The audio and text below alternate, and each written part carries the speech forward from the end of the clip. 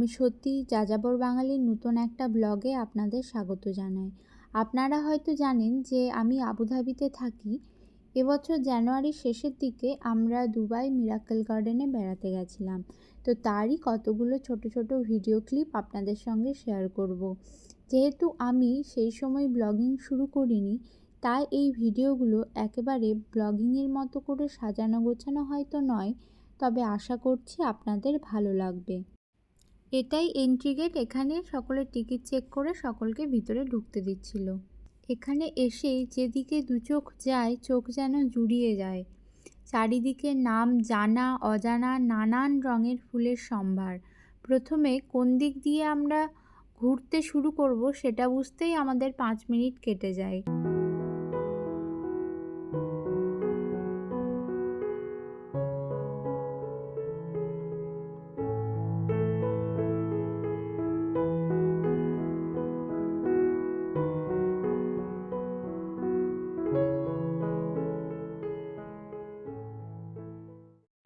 Mirakkel garden সাধারণত November থেকে মে মাস অবধি খোলা থাকে। দুবাই বলুন কিংবা আবুধাবি, এই শীতকালটাতেই ঘুরে বেড়ানোর উপযুক্ত সময়।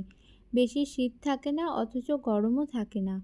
আর দুবাই আবুধাবি এগুলো যেহেতু মরুভূমির শহর, তাই গ্রীষ্মকালে অত্যাধিক গরমের জন্য এইভাবে মানুষ এখানে ঘুরে বেড়াতে পারে না।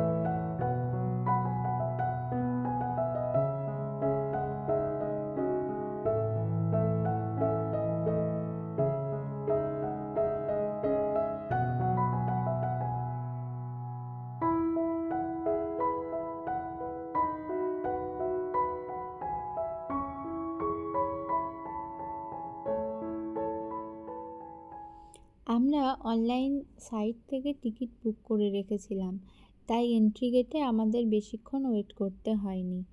অনলাইন থেকে বুক করবার জন্য আমাদের একটা টিকিট 95 AED করে পড়েছিল, অর্থাৎ দুজনের টিকিট পড়েছিল 190 AED।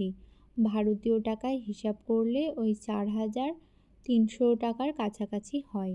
পৃথিবীর বিভিন্ন প্রান্ত থেকে মানুষজন এখানে বেড়াতে আসে। 2013 সালের 14 ফেব্রুয়ারি এই মিরাকেল গার্ডেন প্রথম লঞ্চ করা হয়। এটা প্রায় 72,000 স্কোয়ার মিটার জায়গা জুড়ে অবস্থিত।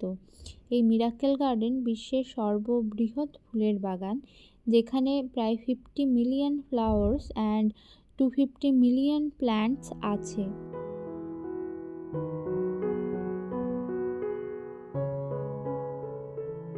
আজকের ব্লগটা এখানেই শেষ করছি। ব্লগটা কেমন লাগলো অবশ্যই কমেন্টে জানাবেন।